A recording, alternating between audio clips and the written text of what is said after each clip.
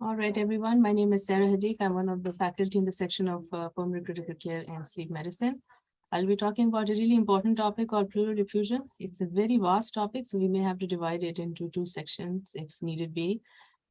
I wasn't aware of everybody's understanding of the topic, so I'm going to start with very basic. And then we'll build up on it. We'll talk about the definition, anatomy, epidemiology, just a revision. I'm sure you're all aware of that, but just to revise, it's important sometimes to revise it. So much to know and remember. Diagnostic evaluation, exudate versus tonsilate, common causes of pleural effusion, and we have some questions in that. We have some case-based scenarios in between as well, so it gives you some idea. By definition, it's an abnormal collection of fluid. We know we have a parietal pleura and we have a visceral pleura. Visceral pleura against the lung, parietal pleura against the chest wall, and in between there's a space which is filled with the fluid. Normally, if somebody asks you how much fluid is there, it's 15 to 20 ml. It is not much. So you can't see it on the chest X-ray. You can't see it on the CT scan because so little. It's about 0.1 to 0.2 ml per kilogram of your body weight. And then another important thing you have to remember is that lung is a very vastly in blood supply wise. It's like it's supplied all over. Like it has dual blood supply. It has a pulmonary circulation coming in. It also has a bronchial circulation coming in. So parietal pleura is supplied by the intercostal vessels and the visceral pleura is supplied by the bronchial circulation. That is of value to remember all those things. So this is your parietal pleura, which is against the chest wall, and this is your visceral pleura against the alveoli. It's a very simple diagram. So this is, you see the microvasculature it is producing, and this is intercostal, as I said, is the one which gives you the parietal pleura. There are lymphatics in the parietal pleura, and this is the ultrafiltration of the plasma. So as what you know, the plasma comes out and it gets reabsorbed. There's a continuous circulation going on. So you can expect that if something like this is happening, either there is too much production or there is a decreased absorption, that's when you will see an effusion. So simple way of understanding. So you just have to go through the thing like why there will be increased production and why would there be a decreased absorption. You guys can still see the slides, big one, right? Okay. So the content of the pleura, something, as I said, is an ultrafiltration of the plasma. Important to know that what is normal, so you understand what is abnormal. So I always teach our fellows as well that the pleura fluid is alkaline. So when it becomes acidic, it's a problem that, why is it becoming acidic? It is not supposed to. It means there's some serious issues going on. So pH is about, it's not have to memorize it, you just have a general idea about it. The protein is very low. It is about 1 to 2 gram per DL. So when it becomes high, this is of concern. WBC count is also quite low. It's about less than 1500, and majority of the white WBC count is of macrophages. If you take it on a normal percentage, you should see macrophages, a little bit of lymphocyte, 1% mesothelial cell, hardly ever you see neutrophils. So when you start you see neutrophils, there is an inflammatory process going on. So just an idea. So majority, if somebody asks what is the majority, it's macrophages. But if when it is not, then it's some other process going on. Glucose content is same as plasma, and the LDH is less than 50% of the plasma. The LDH is of value because when you're doing the calculation, that number comes up. So in the general idea, it tells you that it's a very low LDH. LDH is a marker of inflammation, so it's quite low in the pleural fluid. When it becomes higher, it is suggest inflammatory process.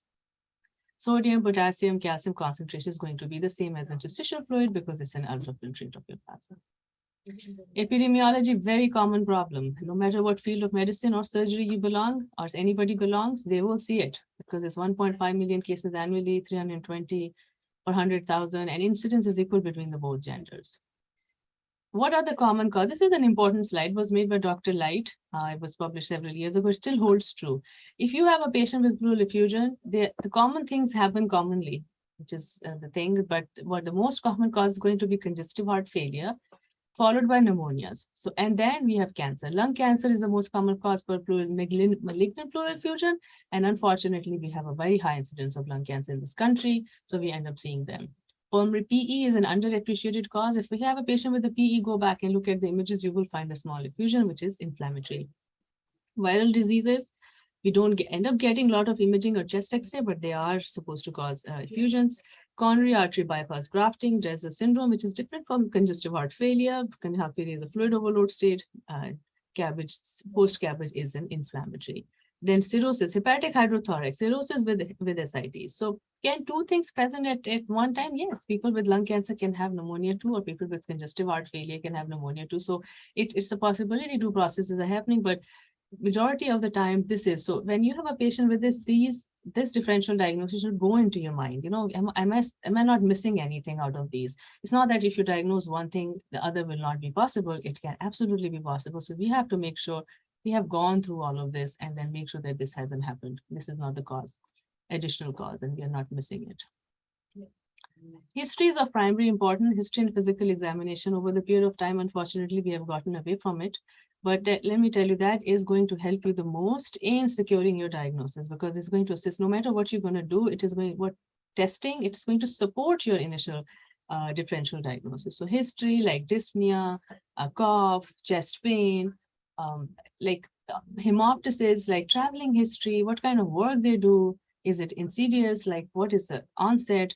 Associated symptom, fever, chills, night sweat, weight loss. So the smoking history, occupational history. So those are the important things which actually is going to direct you. Physical examination wise, decreased breath sounds, dullness to percussion, decreased tactile parameters, sigophony. Those are the something which I get tested on the boards, that we do not do that often because everybody end up getting a chest X-ray and CAT scan. Pleural friction rub, I only heard once in my whole career, and it's not that common, but once you hear it, you remember it. It's difficult for the sound to travel through fluid, so as that's the reason you have done this to percussion and decreased tactile parameters. Imaging wise, blunting of the costophrenic end. Whenever you see a blunting of the costophrenic end, there's at least 200 ml of fluid is present. So you can imagine that if you have a 50 or 100 ml of fluid, you may not be able to pick it up on a chest X-ray. CAT scans are obviously more sensitive than that. So, but when you see a blunting, at least that much fluid is there. Supine, we do a lot of supine imaging in the ICU. So in that imaging, if you see this cloudiness, so the increased density of the lower lung fluid, that gives you an idea there is an effusion. Lateral decubitus films can be done in several countries where you do not have the possibility of getting a CAT scan. They end up doing a lateral decubitus to see if there's a layering of the fluid. And if the layering is 1 centimeter, I'm going to show you the pictures of all of them. Then at least 200 ml is, then you can safely drain it or sample it for diagnostic purposes. And there's an absence of layering, it tells you it's a loculated effusion. Okay, so this is the right pleural effusion. You can see large right pleural effusion. There's no confusion here. The whole right hemidiaphragm is almost gone except for the small right upper lobe. You can't see the right heart border. You cannot see the diaphragm. This is a small left-sided effusion. You see you cannot see the diaphragm, and the diaphragms you can't see. There's a lower lobe habitation. Lower lobes are gone because there's something is pacifying. And there's a sign over here. So there may be a consolidation with pleural effusion over there in this image. That's how it will be read. This is the lateral decubitus film of the same patient over here. You can see there is a layering of the fluid. When the layering, as we discussed, is about 1 centimeter, there at least 200 ml of fluid is there. This is the supine film, which we do very commonly in the ICU. As you can see, we can always compare from right to left. A, B, C, D, E of the chest X-ray. So airway, bone, cardiac borders, diaphragm, and E is everything else. You see how nice and clear this lungs look, and this doesn't, but it doesn't look like a consolidation that you can't see through. You can still see through it. So it's like a fluid layering at the back because of the supine image. Ultrasound is more sensitive. Thankfully, we have it readily available at majority of the places. So if you have the access to it, it is far more sensitive. You can pick up in even the 100 ml of fluid. And we always do our procedures under ultrasound guidance. So I think this is the standard of care now. So even if a small or loculated effusion you see, other than that, useful in suspected empyemas as well. You see a lot of debris and the septi in there, and this is looking like a complicated effusion, which is a topic of its own. So this is a chest ultrasound. Whenever you're doing an ultrasound, the probe should be perpendicular to the pleural surface. So what you do is 3 things you have to see: a chest wall, and hypoechoic area, and then a atelectic part of the lung and the diaphragm. So these are the things you have to see, so that it is very useful. It tells you, okay, this is my chest wall, this is the fluid, this is the atelectated part of the lung, and you'll see the diaphragm up and down, because you need to clarify that you have a spleen on one side and the liver on the other side.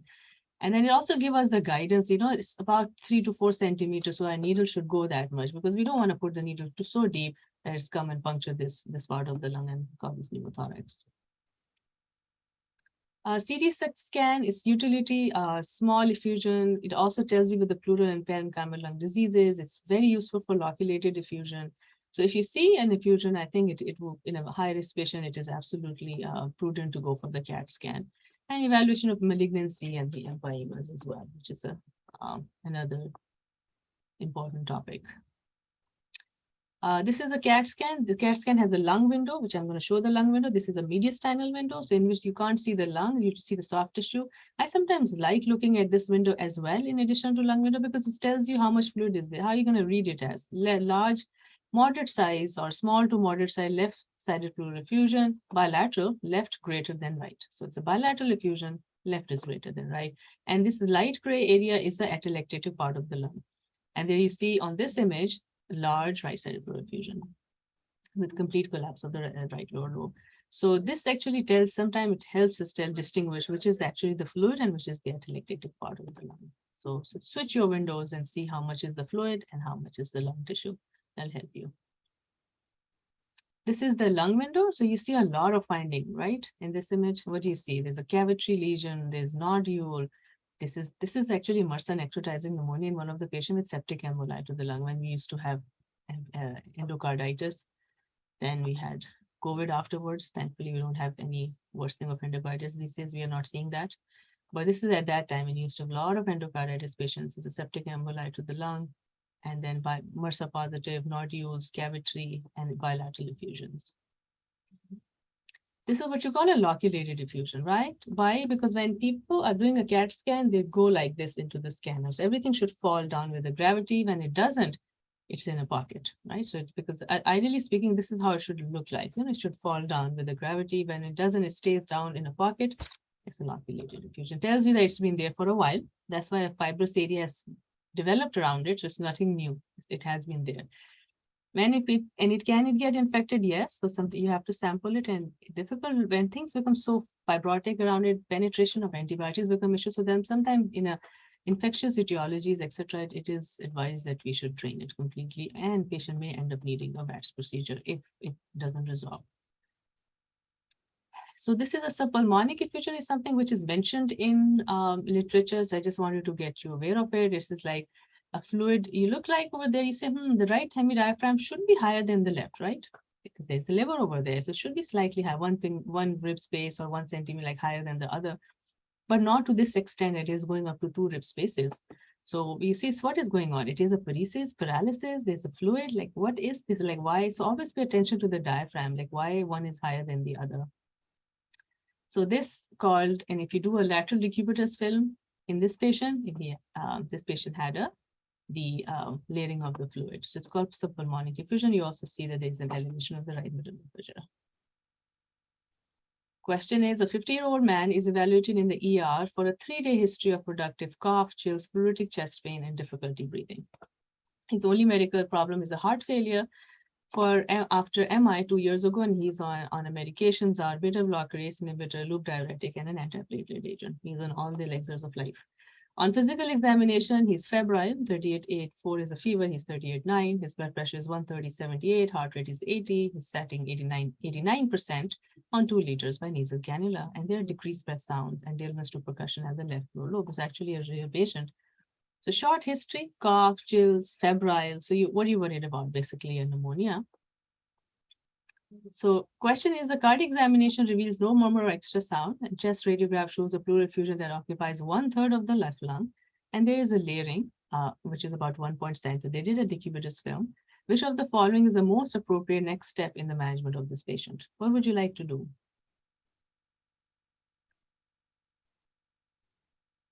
Anybody You can else? type it in the chat if you'd like, or unmute. Dr. Doyle put C. Yes, Dr. Doyle. I would do a thoracentesis, absolutely. Yeah, this patient is coming, he's febrile and is having a pleuritic chest pain, and he has a drainable fluid. I will do a thoracentesis. Wonderful. So this is the simple way. We do a bedside procedure all the time, straightforward procedure. There's nothing to it. You have to exactly place patient like this. Make sure they're not anticoagulated. The one reason we make a nice bleb on the skin with lidocaine, we look with the ultrasound, we mark the spot exactly where the fluid is, and it has to be under it. So it is all ultrasound guidance. So we look at the spot. Previously, when I was getting trained, we were not that many. So we used to tap it and figure it out where it is and then do above it, but not anymore. We have the ultrasound. So you just mark that space. The important part we always teach our learners are that you have to hit the rib so that you go above the rib. Not that you should, the rib is quite painful because periosteum is quite painful. So you inject a lot of lidocaine and then you go above it. And then you find the reason is that we do not want to injure the neurovascular bundle. That is one thing, is that you do not want to convert a regular, some paramnemonic effusion into an hemothorax. That's the last thing should happen to anybody. So make sure, take your time and just go above it and hit the rib and slightly slow. If you think that no, you're not getting above it, then take your needle out and go slightly up and then find the above. Because sometimes it's difficult in an obese patient that you're not getting it. So you end up going over here and then you're trying to go up, but you're unable to. So in that situation, you can come out and then reposition your needle and then you'll go slightly above it. But agenda in life should be go above it, find the fluid, sample it. So indication for thoracentesis is important. So sometimes like, when should I do it and when should I not do it? Any presence of any clinically significant effusion should be sampled, in our opinion, if it can be safely sampled. Sometimes it's so small, the risk outweighs the benefit. So you don't do it. But obviously when you see that it is off, so, the art of medicine is like people say the practice of medicine is an art based on science. So that is the art. Like you don't learn over the period of time that, yeah, I need to sample it. Is risk versus benefit question you always have to ask yourself. Initial thoracentesis performed for the purpose will diagnose cancer, like whatever etiology is, in 75% of the time. And nothing is unfortunately 100% in medicine. I wish it was. So there will be another 25% you will have to investigate further. And therapeutic thoracentesis performed by further systems. Sometimes we know, like we have been called several times from BMT service or from a HEMONC service that, or from any nephrology or medicine service, there is a large effusion on the right side. It is, and we know why it is hepatic hydrothorax or malignant effusion. We already have diagnosed a patient, but sometimes we go ahead and do it, not for therapeutic, but it's just like for a therapeutic thoracentesis for symptomatic, not for diagnostic purposes. We already know the diagnosis, but in order to relieve shortness of breath, sometimes we would do that procedure. And whenever we are doing a thoracentesis, try to remove about 1200 to 1500. That is the guidelines recommendation, even by the BTS Society. If you think there's a large amount of fluid and that needs to drain, then might as well place a small pigtail catheter and let it drain over 24 hours. But if you want to do some quick procedure, if patient is symptomatic or you want a diagnosis up front, you don't think there's that much fluid there, then drain about 12 to 1500 and stop at that point. Because there's a concern of re-expansion pulmonary edema if you drain more than that. So several causes, it's like pale yellow, red. If it looks red, it's not always hemorrhagic. Okay, so for even a 1-2, have you seen the urine? If you 2 drops of urine, like of blood in the urine, becomes so bloody looking, but it's not hemorrhaging in there. It's same is true with the lung. A little bit of a blood, it just looks so red. But the possibility can be malignancy, benign asbestos, pleural effusion. We don't see that much often nowadays. Post-cardiac injury, pulmonary infarction, or trauma. White, if you stick a needle and the white thing comes out, you will remember for the rest of your life. You've never seen like a milk flowing through, and you will say, okay, so this is only 2 differential, is chylothorax or pseudochylothorax. And there are other things, yellow-green, we have seen it in the previous rheumatoid pleurisy, or when you have a pleural fistula. There is a point time when in our ICU, there was an subclavian line was placed. It was placed into the pleural space. And whatever the fluid we were giving, it was coming out to the thing. It was like a very clear, so if you run the testing on it, it looks exactly like your ringer's elected, you're running through the IV line. Brown chronic blood, amoebic liver abscesses. So those are the different, like looking at the fluid, it'll give you some idea what's going on. So if you're in doubt, like, goodness, did I hit a vessel or what is going on? You can run a hematocrit on the fluid. So if you send the fluid to the lab and tell them that, I want to have hematocrit, and then if it is more than 50% of your blood hematocrit, then it's a hemothorax. We see that because we are level 1 trauma center here. So there's a lot of hemothorax. So if it is more than 50% of the serum, then it's a hemothorax. If it is not, then it's not a hemothorax. And as far as the color, if the pus is draining, it's called empyema. But when the pus drain, it looks like a pus, it smells like a pus. So you know it's a empyema. Whenever you're draining the fluid, make sure you send it for the culture as well, and do send it in a culture bottle. It has a better yield than the regular bottles. Some numbers you have to remember just in case, like more than 50% of the plasma peripheral hematocrit is your hemothorax and more than 110 is your chylothorax. So if it's a white stuff coming out, you have to run the triglyceride. And if it is more than 110, it is a definition of chylothorax. Question of exudate versus transudate. So there's several definitions, but the Lights criteria is considered to be the most sensitive one. But remember, all the screening tests in the world are going to be really sensitive. The reason is you don't want to miss an exudate because the stakes are so high. You don't want to miss a pneumonia or a cancer. So as a result, you have to do a specific testing afterwards. So there are 2 test rules, there are 3 test rules, but by far majority of us uses Lights criteria in which the protein goes up and serum fluid goes on the top, serum goes on the bottom. Protein more than 0.5, LDH more than 0.6, or if the LDH is 2/3 of the upper limit of normal. So 0.5, 0.6 more than 2/3. But it's the only thing I say is that if any one of them is positive, anyone, so you don't need all of anyone is positive, it's a exudate. It's exudative fluid, and you have to figure out further. There are other 2 test rule, which is like fluid cholesterol of more than 45, or the total, or there is another one which is in which they look at the protein, fluid protein of more than 2.9.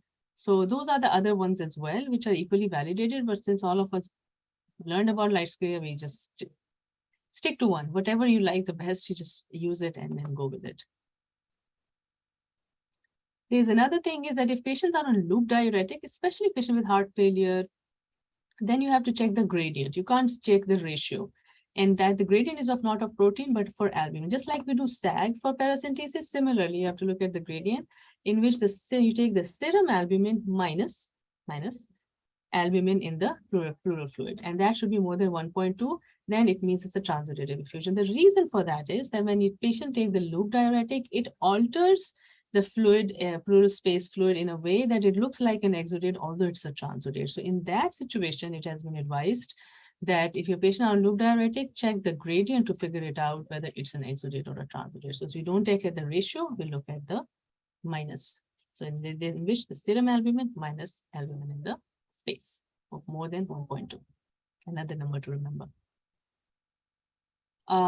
The transudate, see, when we are diagnosed transudated, we actually feel a little better. It's like, okay, this is the only 3 or 4 differential diagnosis, not going to be much. So start looking for it. It's either problem with the oncotic pressure, or there's an imbalance between the hydrostatic oncotic, or you have fluid, basically a fluid overload state. Either you cannot retain too much fluid in the system, or you're losing so much protein, like there's nothing to hold on into the blood vessels, so it just seeps out into the spaces. Just like congestive heart failure, you have a hypoalbuminemia, liver cirrhosis, nephrotic syndrome, or trapped lung.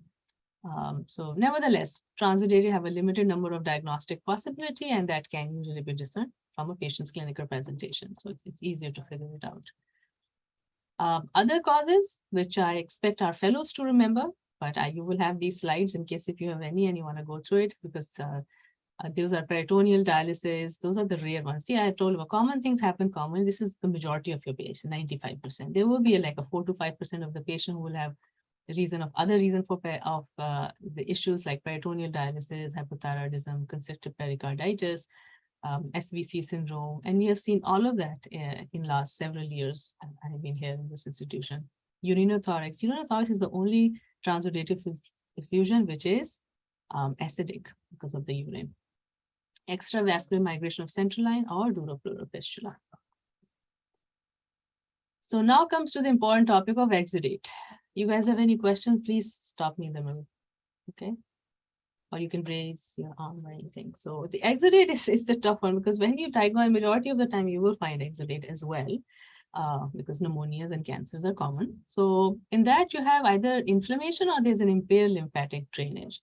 And then more diagnostic testing is needed at that point, right? So whatever is not a transudate is an exudate. All infection, whether it is bacterial, viral, fungal, all cancers, all ILDs, interstitial lung diseases, associated fluid. Imagine interstitial lung disease causes a lot of inflammation. It can cause joint deformity. So obviously it's going to, whenever it goes to other places, causes inflammation. SLE, lupus, which causes serositis. So everything else in the, apart from the, is going to come into this criteria, which is including PEs as well. So all the inflammatory process, rather inflammation is coming from the infection or non-infectious source or cancer, is everything else as an exudative effusion. So more testing obviously is needed. So you have to look at the WBC count. So whenever we take the fluid out, we send it out for. So that's why testing is important. So I have seen that unfortunately, several patient has been sent to us for evaluation and they didn't do much of a testing on it. It's so difficult to figure it out. I was like, I wish they could have sent, they did the fluid, they sent it for gram stain and culture. That's not important. You have to send, because every test has its value. Obviously, you don't want to over test somebody, but it's a very precious fluid. You don't want to do a thoracentesis back and forth.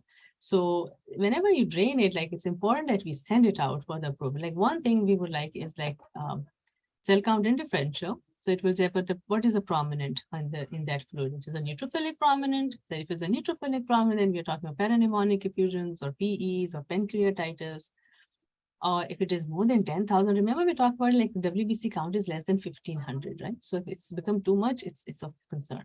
And 50,000 you will see in paramnemonic effusions and empyemas. So exudative, so that is a neutrophilic predominant I talked about, right? Paramnemonic, PEs, pancreatitis. Then you have fluid, you can drain it and it can have a high lymphocyte count.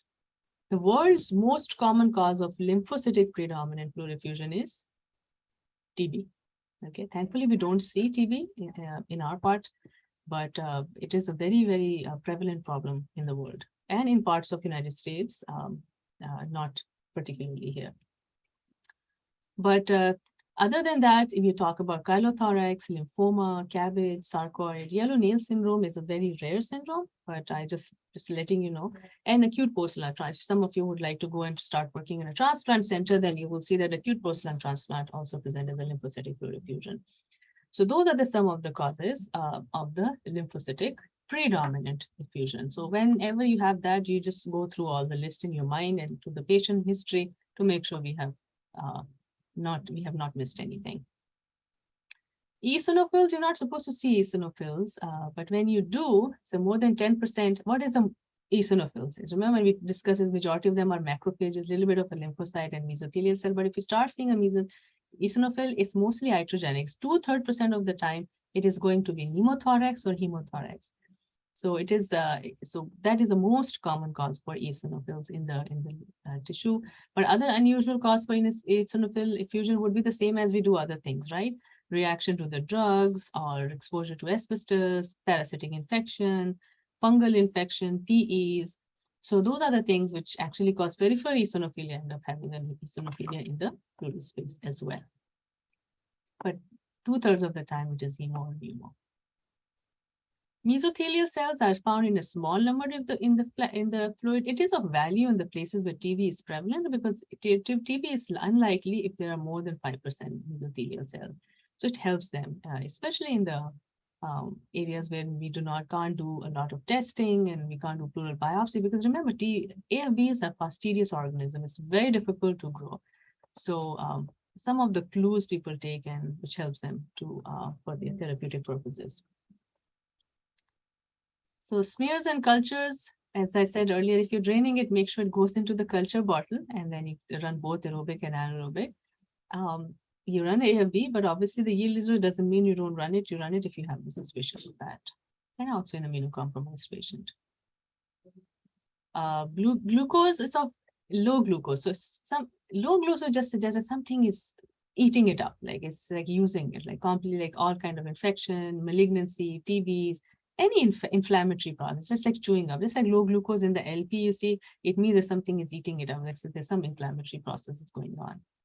Rheumatoid effusions are notorious to give you low. So it can tell you how it's very rare, thankfully, but it is inflammatory.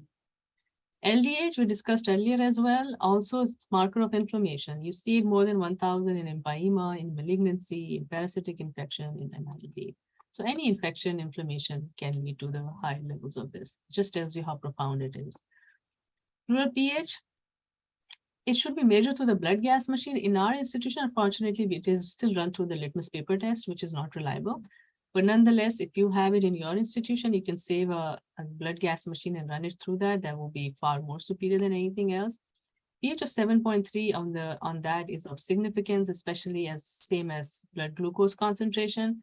It has a value. Why are we worried about these numbers? Because they have a value. The value is that it has a diagnostic, prognostic, and therapeutic implication for patients with parapneumonic and malignant effusion, which are most common effusions for exudative criteria on that category.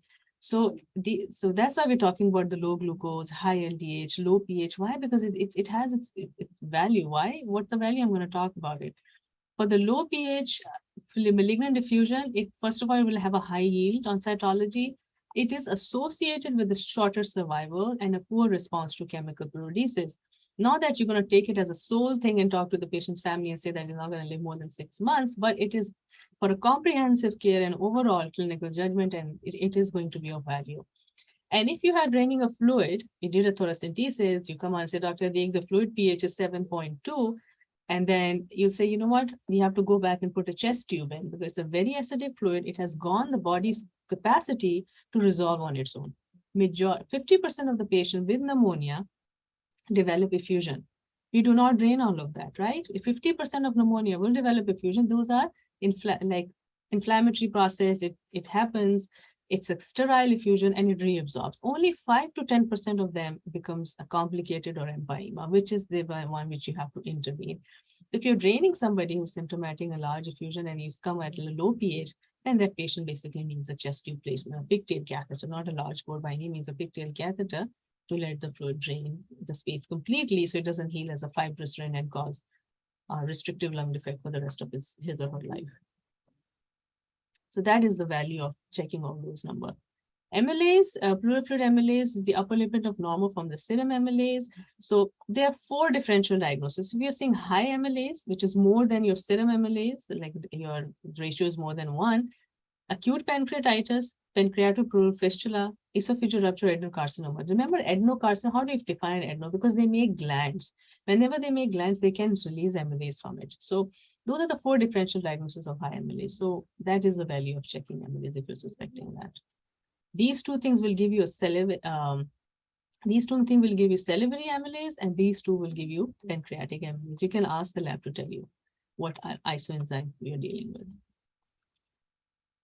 ADA, typically more than 50 in TB, less than, if ADA is less than 40, is high negative predictive value. Positive, it doesn't have much because majority of the inflammatory process will give you high positive, but negative, it has a good negative, just like D-dimer. If it's negative, it is of value. If it's positive, you don't know what to do with it because there's so many things it can cause. Fluid test for cancer, we always send the cell cytology and the cell block and smear. So they make a smear. The cell block is they take the fluid, whatever it goes to the lab, they strain it through the sieve, collect all the cell and look under the microscope. The yield is much better with the metastatic adenocarcinoma. That has the best yield. If you see a mass in the fluid, we go after the fluid because it's not only diagnose, but also stage the cancer. Because if your fluid is positive, it's a stage 4.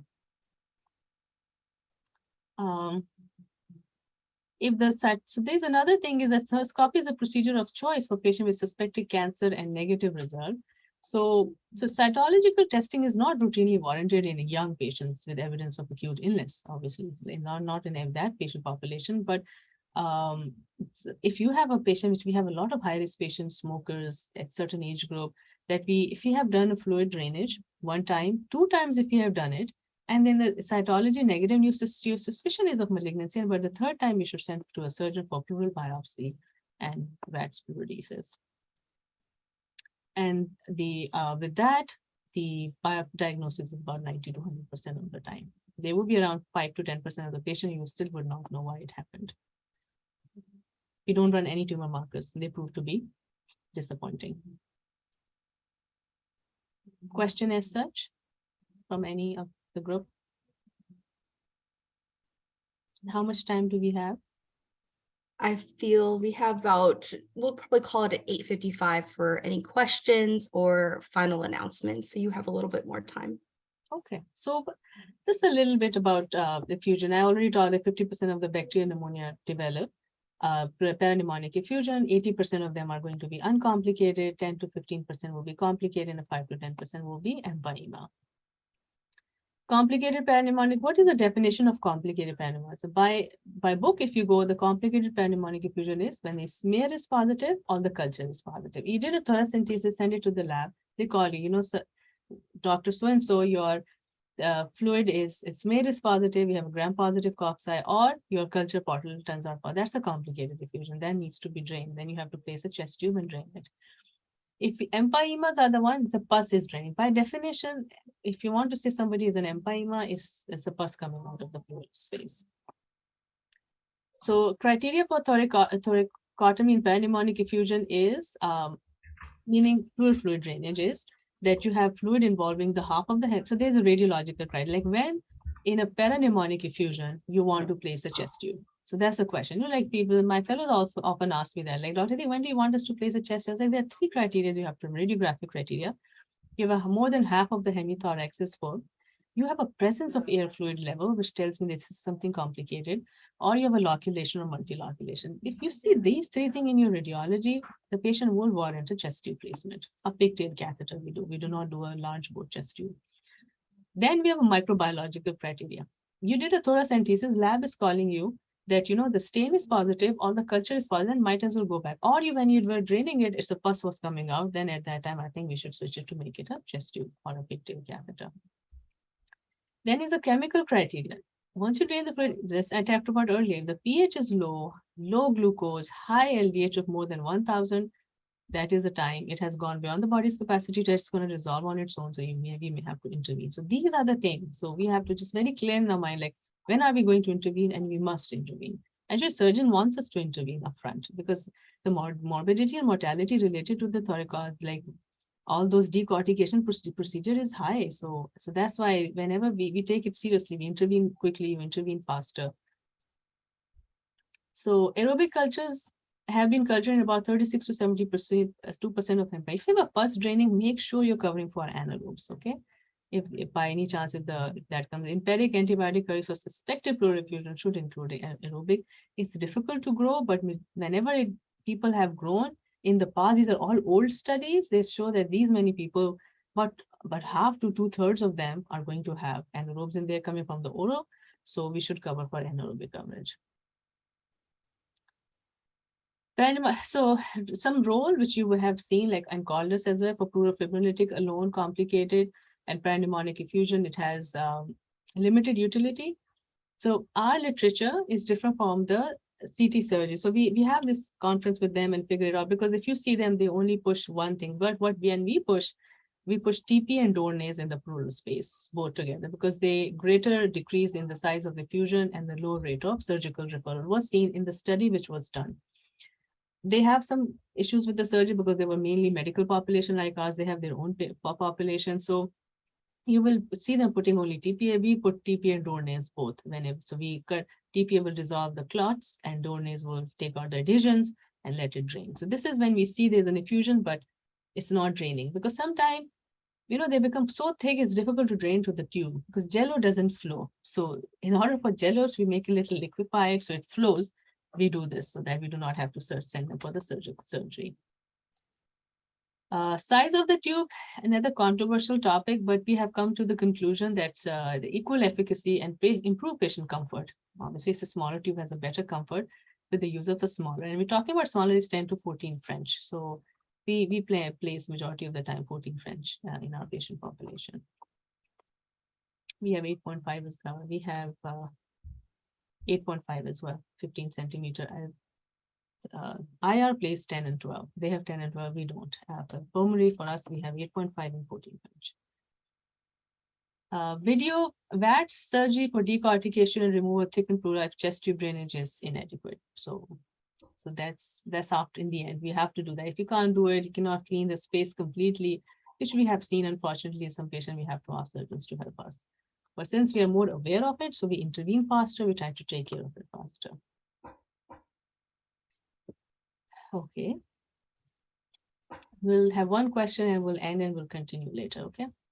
60-year-old man is evaluated in the ER for 3-hour history of shaking, chills, cough, productive of pleural sputum. He has 35-pack history of smoking, but has no other significant medical history. So short history, 3 hours, fevers, chills, purulent sputum, right? He's febrile, hypertensive, tachycardic, tachypnic. He's increased dullness to percussion on the right base, crackle in the right midlung and anterior V's. Chest radiograph shows a right low posterior infiltrate and moderate side pleural effusion. So never get overwhelmed with the numbers. Okay, so one thing I'll say is that whenever the number coming in front of you, look at what is the cell count. So you realize, oh, the total WBC count is 1800. Ideally, it should be less than 1500. What is the majority of the cells? Just pay attention to that. Oh, majority of them is neutrophil. It's a very straightforward patient actually given. Then you look at the low pH, low glucose, higher LDH, right? And cytology is pending. Obviously, you're going to treat it for community-acquired pneumonia, ceftriaxone is it. Patient was wheezing on exam. You started inhaled bronchodilator, just like a good physician. What would you do, even if you have done a thoracentesis and this revealed, what would you like to do for this patient?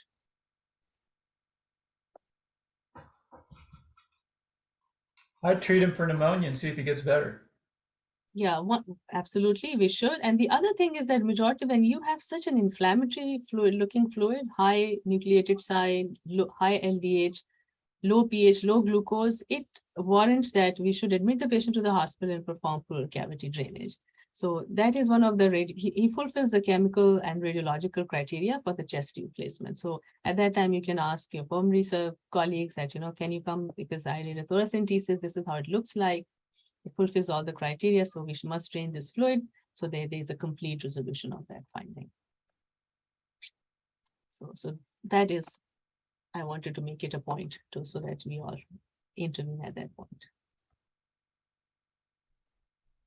Excellent. Thank you so much. Yeah. I really appreciate that. And I love the questions within there.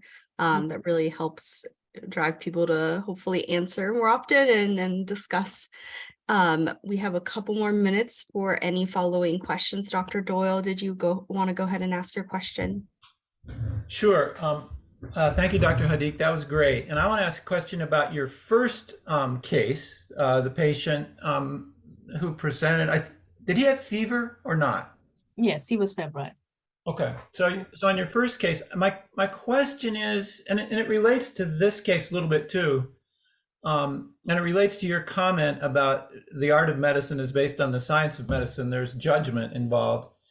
The question is, how much of a pleural effusion, at what point do you say, well, yeah, this person has a pleural effusion, it's probably CHF.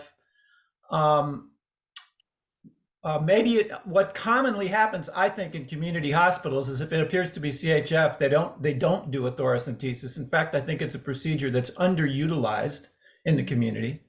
But at any rate, the question is, when do you decide to just leave it alone and see if it resolves with CHF treatment? How much pleural effusion is so much that you need to do the thoracentesis? Okay, so that's a very relevant question. We see it all the time in under cardiology service too. So when to do it, when not to do it is the clinical picture. If you see a patient has congestive heart failure by examination and history and nothing else to suggest that this is another inflammatory process going on, you can diurese the patient effectively. Unless and until it's a very large effusion that is compromising patient's breathing and you want to go do it not for diagnostic purposes, but to therapeutic purposes to symptomatic relieve the patient. But in that situation, I would not advise to place a chest tube because it will drain forever and ever and we lose all the protein. So we advise against placing a chest tube in those situations. But if you have a patient who presents with a shortness of breath, no fever, not much white cell count, pedal edema, raised JVD, you see bilateral symmetrical effusion, there is no reason to drain it. You're going to upfront diurese the patient and see what happens. If it resolves in the next 1 or 2 days, then this was a CHF. And if it doesn't, then you have to, at that time, we may need to go and address and figure it out whether this needs to be drained or not. And this patient, this last case, placing the VATS, was because of there being more inflammatory cells? Because, we have people in the hospital with pneumonia diagnosis all the time. Yes. And they can have small pleural effusions. But so in a case of pneumonia, why are you deciding to do a VATS in one case? Certainly you can't do this with all pneumonia patients with a small pleural effusion. We are not doing VATS on this one either, Dr. Doyle. So what we are trying to do is that the patient has a significant amount of effusion, so right to mid-lung feed, and right posterior infiltrate, a moderate side effusion. If you have a very small effusion, you're not going to drain that fluid, because how would you drain a small one? It's difficult to find it. If you can find an appropriate size in a patient that you can drain, you just take a needle and take a sample of it. When we took a sample of this fluid, this patient had high white cell count, neutrophilic predominant, very high LDH, low pH and glucose. So we did a thoracentesis in this one, and we figured it out, oh, it's a really inflammatory fluid over there because of the numbers. It's all the number, as I discussed earlier, it fulfilled that criteria, you know, low pH, glucose. So at that point, we said, okay, we're going to call our pulmonologist and ask them to admit the patient, perform pleural cavity drainage through a chest tube placement. So basically you did a thora, and then if following that, you place a pigtail catheter to drain that space completely. Idea is not to send them to the surgery by any means. That's the idea. Like it's not that surgeons are wonderful, it's just that we can take care of it early upfront, and then hopefully it will resolve. Your antibiotics will work, you drain the space and lungs expand, everything gets better and patient recovers. Because if you won't do it, then that area, which is that fluid, which is whatever is left behind, can heal as a fibrous ring around the lung and cause restrictive lung defect for the rest of the life of the patient. So I think that is the more petty, and sometimes it can get complicated as well. This is basically hinting you to the idea that this is fluid can become complicated and moving towards that. So we need to drain it up front. And you're right, not every effusion needs to be drained in there. 50% of the patient with pneumonia will have effusion, not going to drain all of them. And majority of them are treated as an outpatient as well. It's only the one which are quite ill, come to the hospital, in which you see a moderate side effusion, we have the duty to sample it. Thank you. Thank you so much for the question, Dr. Doyle. Any other questions or comments from the group for Dr. Hadik?